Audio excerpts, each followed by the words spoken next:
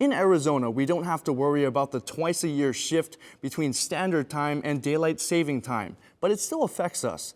Now, Congress is looking at making daylight saving time permanent, but that's not as simple as it sounds, as Alexia Stanbridge reports from our Washington bureau.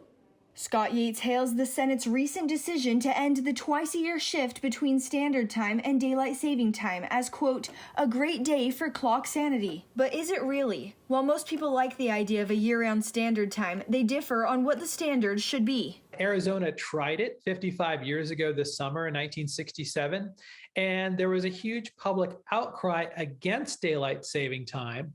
Under the Sunshine Protection Act of 2021, clocks would permanently move forward to what is now daylight saving time.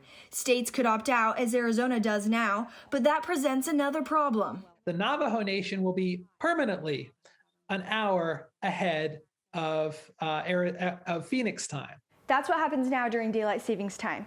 If it's 1 o'clock in Arizona, it's 2 o'clock on Navajo Nation. But on the Hopi Reservation, it's 1 o'clock, which is located inside Navajo Nation. In New Mexico and Utah, they're an hour ahead at 2 o'clock. Confusing? Maybe, but there's more. Most experts agree that locking the clock is a good idea, but they're not all keen on being locked in daylight savings time. When we sleep at a time that's not aligned with when the sun is telling our bodies that it's time to be awake and sleep, we have what's called circadian misalignment. Aaron Flynn Evans says staying in daylight saving time can lead to increased risk of cancer, cardiovascular disease, strokes, and more long-term health issues. Standard time is safer, she says. That better aligns with the timing of sunrise and sunset, and therefore it better aligns with how our bodies promote sleep and wake. But she agrees with Scott Yates that switching back and forth isn't healthy for anybody. So now we know, with science, we know that the changing, especially in the spring, is really deadly. A lot of people have heart attacks and strokes and workplace accidents. Shermer Horn, the Arizona State University history professor, says that whatever Congress decides, Arizona is likely to stay the same as it always has. Why start the day that much farther,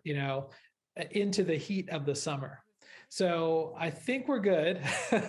Yates, who founded the Lock the Clock movement 8 years ago, says he's just happy to see his work may soon pay off. It's never been great. It's never really done the thing that it was supposed to do. In Washington, Alexia Stanbridge, Cronkite News.